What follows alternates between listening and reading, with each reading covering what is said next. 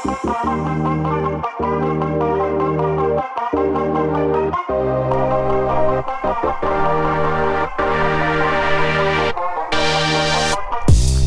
and welcome to Let's Go Pogo episode number 14.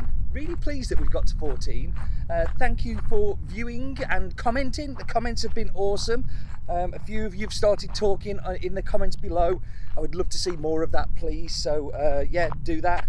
Thank you so much for all the people who subscribe to the channel. Every time there's a subscription comes through, there's a little party in our house. So thank you for making this a party week. It's been lots of fun.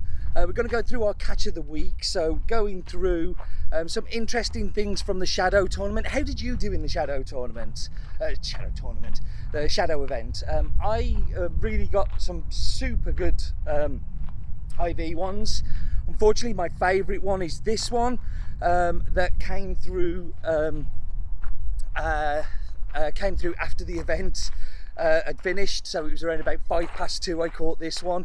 I've actually been using it in Go Battle League, and there'll be a video coming up in the next few days about that.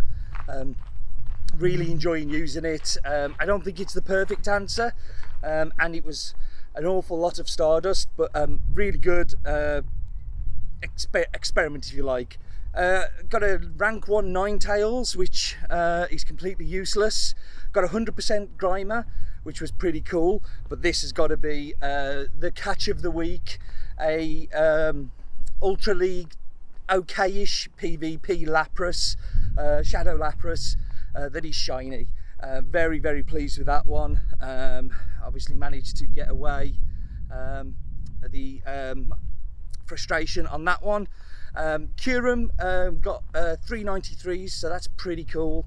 And what else did we get? 100% Pidgey. Who doesn't want 100% Pidgey on their team? It's a win for me. And a rank 1 P-Dove. What am I going to do with that? I don't know, but I've got it. So there we go.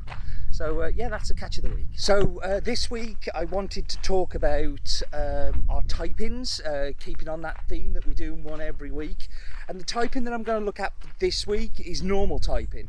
Normal typing seems to be a little bit counterintuitive, but actually when you understand it better, it does make a lot of sense. So normal is weak against rock, ghost and steel. But he's also resistant to ghost, so it is weak to ghost but also resists ghost, and he's vulnerable to fighting types. Why would you use normal? Because they're pretty effective against everything. So although you will have those very few weaknesses, most things it will kind of do neutral damage to, which in PvP is kind of good to have that wide coverage.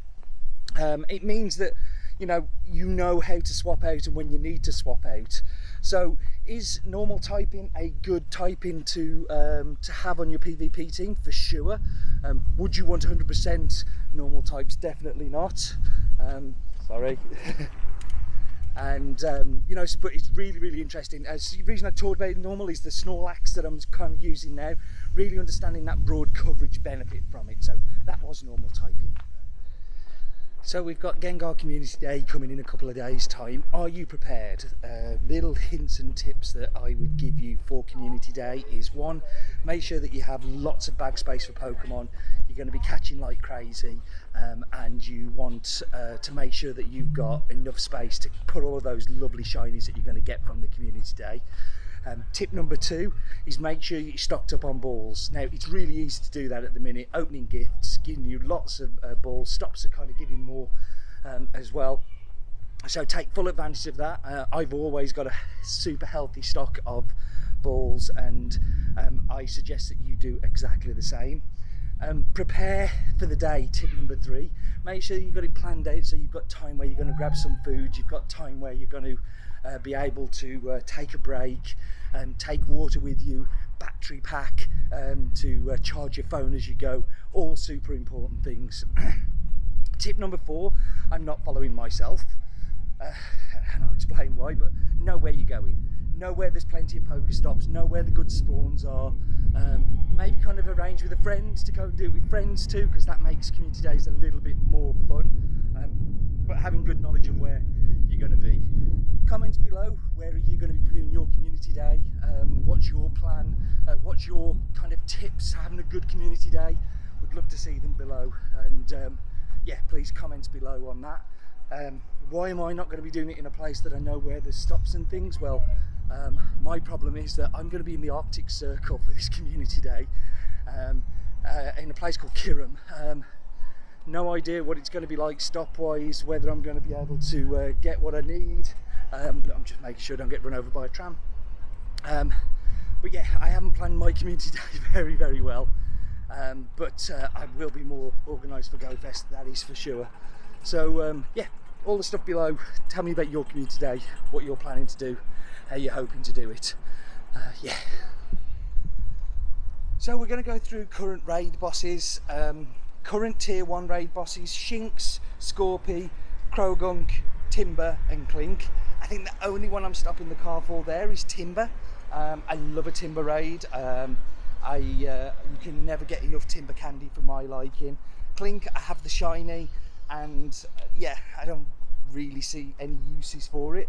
Tier 2, you've got Alolan Raticate, Alolan Executor, Sneasel, Sableye and Melville. The only one I'm stopping for there, well actually I probably would stop for Alolan Executor just because it's got a little bit of a soft spot in my heart, but Sableye. I have a 98% Sableye that are painfully powered up and have never really used in PvP, but would like to very much.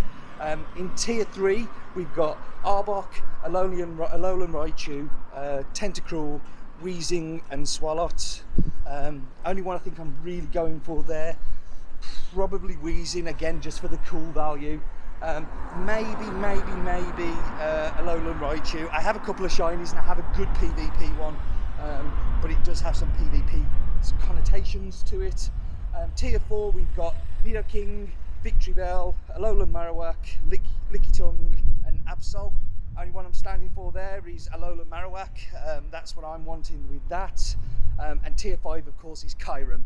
So did the raid hour last Wednesday, and got some okay IVs, a few 93s, as I think I showed you earlier. But yeah, it's never have too many Kyurems because of all of the candy.